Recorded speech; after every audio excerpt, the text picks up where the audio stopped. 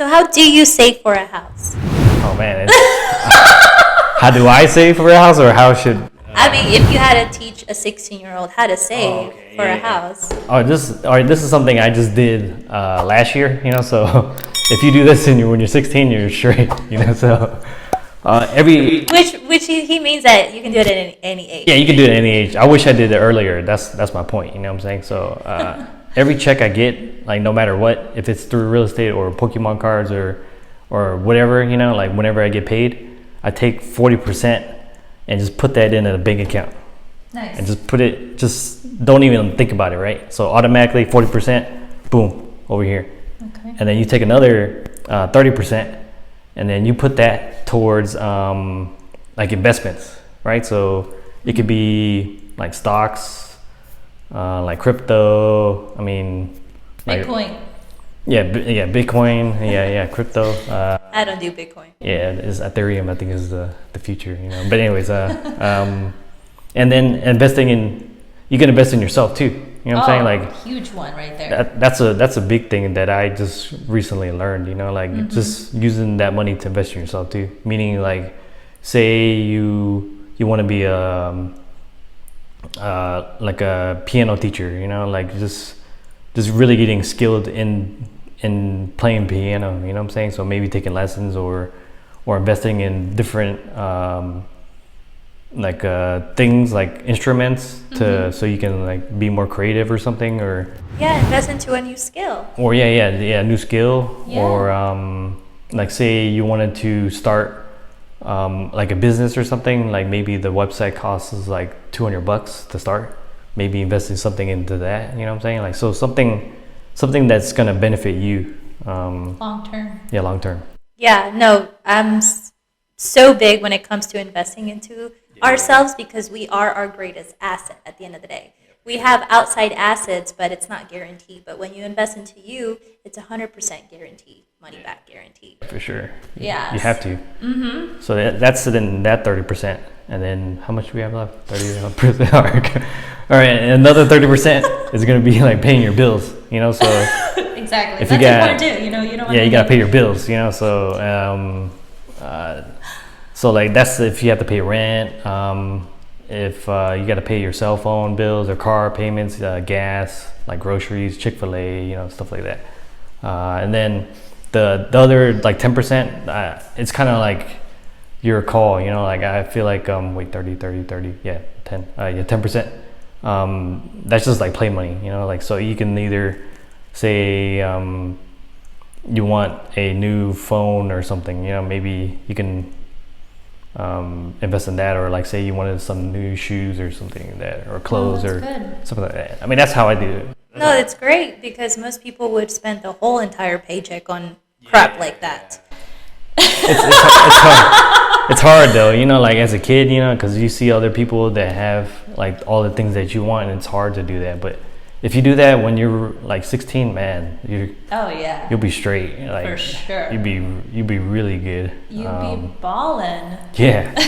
In a short amount of time. You don't have to be 16, but it's just very important to be wise with the money and being conscious about where your money goes and things like that. So I love how when you budget, your check, you budgeted out ratios, not on money signs, which is awesome. And when you're a kid too, like especially in your teens, I mean, it's the perfect time to be broke. You know what I'm saying? You don't have to have a lot of nice things. I mean, no, for what? Who you're trying to impress? Yeah, right. Like everybody's broke. I mean, all your friends are broke. I mean, they're not working or anything. My first iPhone is when I was 19 years old, and I started driving when I was 18. Yeah. I bought my first car. That thing was like $2,000. And, it only lasted me 2 years, but that's okay, because, hey, we're wealthy today, right? Yeah.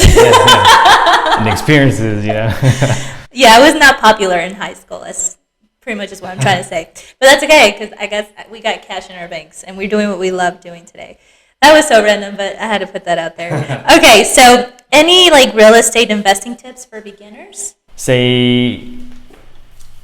Okay, you just want to buy a house, and you want in the future that it's going to be worth more money than you bought it. Like here in Atlanta, in Georgia, like overall, if you just follow the schools, then you're straight. Like that's it. It could be everything else. But if you just follow the good schools in all the school districts, all the real estate around there is going to be straight. It's going to be way worth, like, because think about it, even now, like, it's so hard to buy a house. And if the kids like need to go to that school, they have to rent. So if you can't buy a house, you have to find a rental there too. So all both those markets are really hot because they need their kids in there. So if you just follow the schools, you'll be straight. I mean, I tell everybody that, like, including like Dunwoody, like Dunwoody, everybody wants to live here just because of schools, and it's close to 285, so it's like a double win.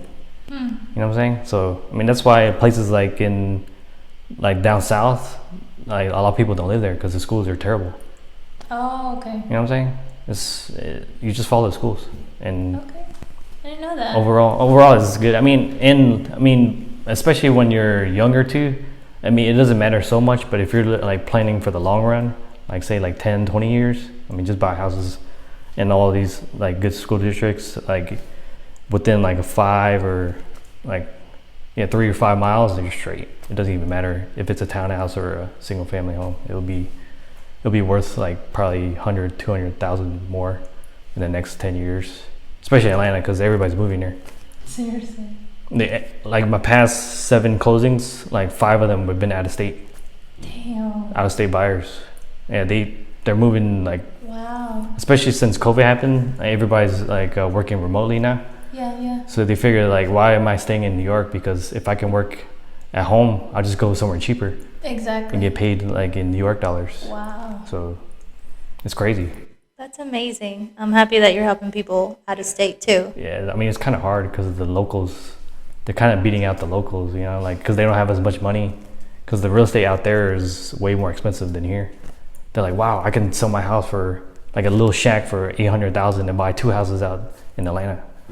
That's what they're doing. Wow. Yeah, it's crazy.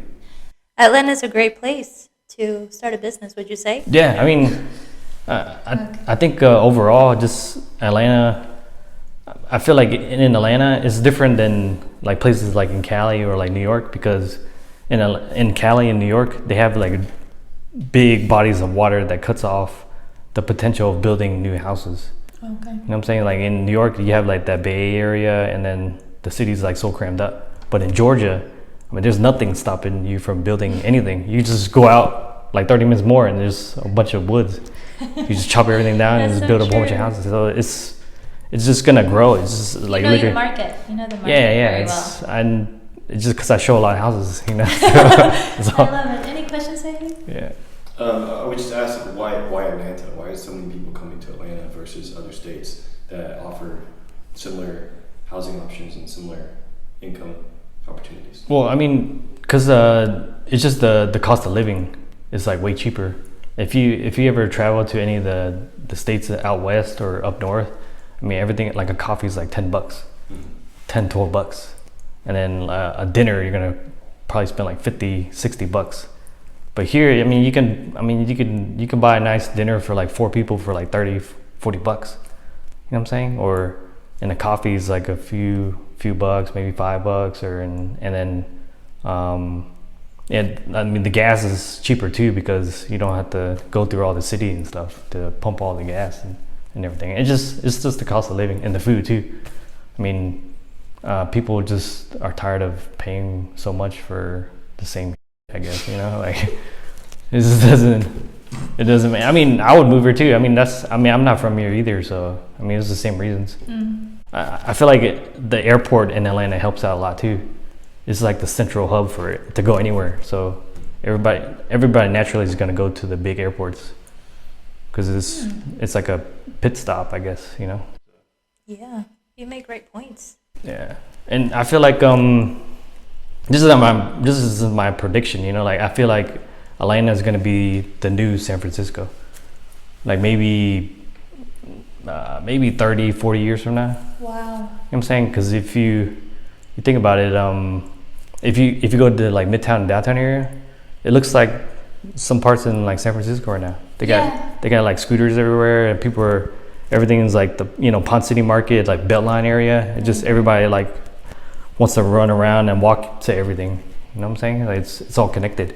And then businesses are growing there too. They're just building around it. So at one point, I mean, the real estate is going to go up. Seriously. Like people think it's high right now, but man, like 20 years from now, they're like, wow, you bought this for 500,000? Oh my It's like God. $1 million right now, you know? Jeez. Like it's Atlanta's the best place to be. Right now, And yeah. that's why you just buy like literally the best, if anything you could listen to, just buy as much real estate as you can, whatever age you are right now. Because in the future, it's going to be like way more. Like way more, you know? Like Yeah. it's going to turn into a renter's market. Because, you know, kind of like in LA, people can't buy first-time home buyers, they can't afford the houses that are on the market. I mean, first time, like a starter house is like maybe $700,000, but it's gonna be like that here too. And when they get to that point, like all the renting is gonna go up as well. So everybody that owns all the rentals is gonna take over. So you just focus on that's why I have a lot of, I work with a lot of investors right now. They're buying apartment complexes and land and stuff, and they're just planning for the future. It makes sense. I mean, I could be wrong. I don't know. You know what I'm saying? But Totally. I don't think so. You know what I'm saying? It's like, I don't know. It's just my prediction, I guess. So. Great prediction. Subscribe to my channel, hit that notification. Have a phenomenal day, and I look forward to seeing you in the next video. Bye.